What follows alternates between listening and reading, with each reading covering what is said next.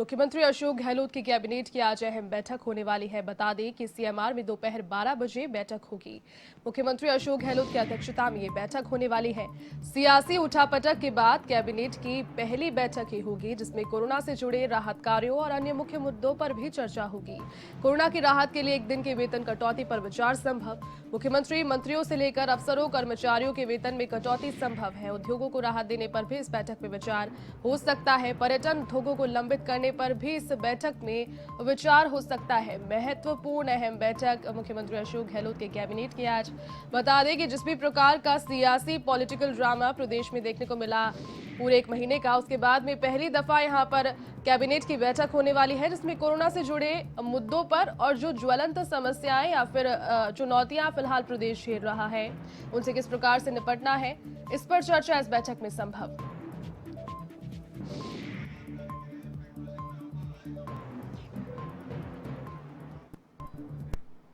चलिए इसी खबर पर अधिक जानकारी के लिए हमारे सहयोगी पिंटू सिंह नरूका इस वक्त लाइव जुड़ चुके हैं हमारे साथ में। पिंटू, देखिए जिस प्रकार से प्रदेश में हम सभी उस चीज के गवाह बने, जिस प्रकार से पूरे एक महीने तक राजस्थान में पॉलिटिकल ड्रामा चला, उसके बाद में पहली दफा यहां पर कैबिनेट की बैठक होने वाली है, जिसमें राजस्थान की तमाम जितनी भी कोरोना के अलावा भी जो ज्वलंत समस्याएं हैं उन पर विचार हो सकता है। 12 बजे बैठक का समय प्रस्तावित, क्या पूरी अपडेट पिंटू?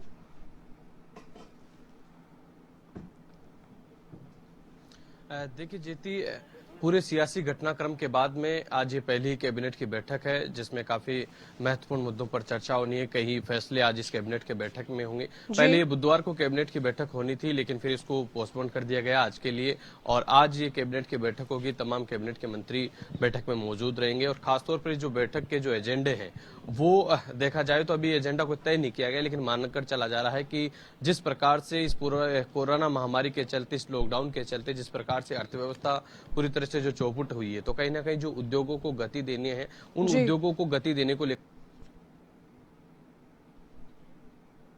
पिछले कुछ दिनों मुख्यमंत्री अशोक गहलोत ने तमाम जो उद्योगों के जो प्रतिनिधि हैं उनसे संवाद किया था, उनसे सुझाव मांगे थे कि किस प्रकार से सरकार कोई कड़े कदम उठाए ताकि उद्योगों को बल मिले, और उद्योगों को जब गति मिलेगी तो अर्थव्यवस्था पटरी पे आएगी, लोगों को रोजगार मिलेगा। उन सब चीजों को लेकर आज कैबिनेट की बैठक में चर्चा होनी है, और साथ ही जो नई पर्यटन नीति है उसको लेकर भी आज कैबिनेट की बैठक में चर्चा होगी। उस पर भी मोहर लग सकती है, नई पर्यटन नीति को लेकर भी, क्योंकि ये नई जो पर्यटन नीति है ये इसकी जो चर्चा है वो लॉकडाउन से पहले, कोरोना महामारी से पहले से ही इसकी चर्चा चल रही थी, नई पर्यटन नीति लागू करने को लेकर प्रदेश में। लेकिन एकाएक जब कोरोना महामारी आई और लॉकडाउन लागू हो गया, तो उसके बाद में अब और भी ज्यादा चुनौती आ जाती है, क्योंकि राजस्थान में जो पर्यटन है वो काफी बड़ी तादाद में लोगों को रोजगार देता है। एक पर्यटन एक बड़ा उद्योग है, यहाँ पर लोगों को रोजगार मिलता है, सरकार को राजस्व प्राप्त होता है। लेकिन कोरोना और लॉकडाउन के चलते जो बड़ी तादाद में जो विदेश से यहाँ पर पर्यटक आते थे वो अब नहीं आ रहे। ऐसी स्थिति में अब इस पर्यटन की नीति में कुछ नए बदलाव किए जाएंगे, और नई पर्यटन नीति यहाँ पर लागू की जाएगी,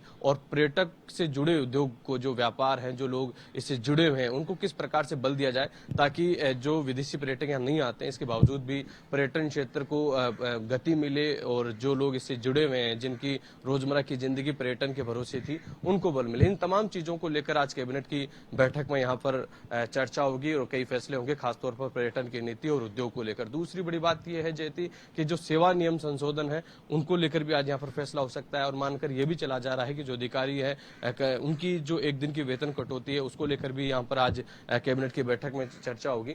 लेकिन जो सबसे बड़ी महत्वपूर्ण बात ये हो जाती है कि पिछली जो कैबिनेट की बैठकें हुई थी जयती, वो कहीं ना कहीं सियासी घटनाक्रम को लेकर हुई थी, लेकिन ये जो कैबिनेट की बैठक है आज अहम हो जाती है, क्योंकि पिछले 6 महीने से जिस प्रकार से उद्योग धंधे चौपट हुए हैं, लोगों के रोजगार चौपट हुए हैं, इन तमाम चीजों को लेकर अब अर्थव्यवस्था को पटरी पर लाना है, क्योंकि अब कहीं ना कहीं देखा जाए तो लगभग सब चीजें अनलॉक हो चुकी है। ऐसी स्थिति में अब जो उद्योग धंधे चौपट पड़े हैं उन सब चीजों को फिर से खड़ा करना एक चुनौती है। ऐसे में कुछ कड़े फैसले यहाँ पर सरकार को लेने होंगे, लोगों को राहत देनी होगी। उन तमाम चीजों को लेकर आज कैबिनेट में मोहर लगेगी, और तमाम उन नेताओं से चर्चा होगी, मंत्रियों से चर्चा होगी। जो सुझाव आए थे अब तक के, जो जितने भी संवाद हुए थे, उन सुझावों पर चर्चा करने के बाद यहाँ पर आज कुछ राहत दी जा सकती है। तो खासतौर पर मोटी मोटी बात ये कह सकते हैं कि आज कैबिनेट की बैठक में नई पर्यटन नीति को लेकर मुहर लग सकती है, उद्योगों को लेकर कुछ राहत की घोषणाएं हो सकती है, राहत को लेकर कुछ फैसले लिए जा सकते हैं। और जो दूसरी बड़ी बात है, जो सेवा नियम संशोधन, उनमें वो देखने को मिल सकता है। और जो वेतन कटौती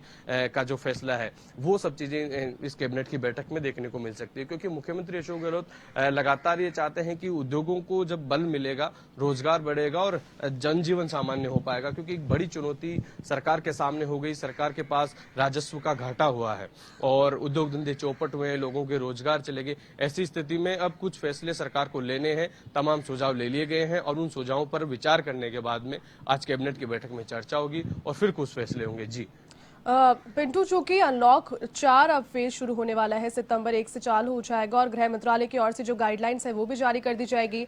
इस मौके पर कई और रियायतें अब जनता को और दी जाने वाली है। तो अब सरकार के समक्ष चुनौतियों का जो दायरा है वो अधिक बढ़ जाएगा, चूंकि धार्मिक स्थलों को खोलने की भी बात सामने आ गई है 7 सितंबर से।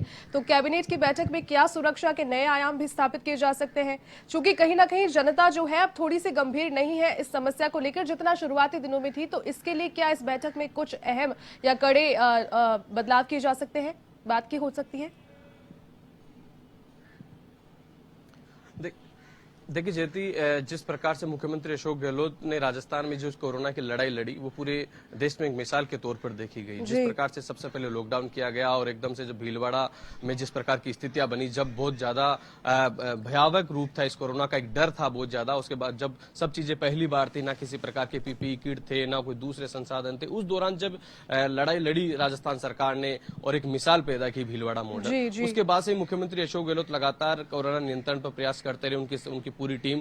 लेकिन सबसे बड़ी बात यह रही कि जब बात कहीं ना कहीं जब रियायत देने की आई, तो सबसे पहले रियायत भी गहलोत सरकार ने दी यहाँ पर, क्योंकि वो जानते हैं कि अभी कोरोना की लड़ाई जो है वो लंबी चलेगी और कब तक चले, कभी इसकी वैक्सीन आई या नहीं आई, इन सब चीजों को देखते हुए वो चाहते थे कि अगर हम लंबे समय तक चीजों को बंद रखते हैं तो आने वाले समय में इसके जो दुष्परिणाम है वो देखने को मिल सकते हैं। लोगों के रोजगार चले जाएंगे, बड़ा राजस्व घाटा, उद्योग धंधे चौपट हो जाएंगे। ऐसी स्थिति में वो शुरू से रियायत के पक्ष में रहे थे। तो करीब करीब वैसे पूरा देश अनलॉक है, प्रदेश भी अनलॉक है, लेकिन कुछ चीजों को देखकर चला जाए तो जैसे स्कूल कॉलेजेस बंद हैं, धार्मिक स्थल बंद है, इन सब चीजों को लेकर मुख्यमंत्री अशोक गहलोत लगातार मंत्रणा कर रहे थे। और कल देर रात जब उन्होंने कोरोना की जो कोविड-19 की जो समीक्षा बैठक की, उस दौरान कल उन्होंने जो बड़े धार्मिक स्थल है उनको खोलने की परमिशन दी है। हालांकि उन्होंने ये कहा कि हेल्थ प्रोटोकॉल की जो पालना है वो सख्ती से की जाए, वहां पर जो तमाम जो गाइडलाइन है, केंद्र सरकार और राज्य सरकार की जो गाइडलाइन है उसकी पालना हो, जो बड़े धार्मिक स्थल खोले जाए। क्योंकि उन्हें पहले ही मुख्यमंत्री अशोक गहलोत के निर्देश पर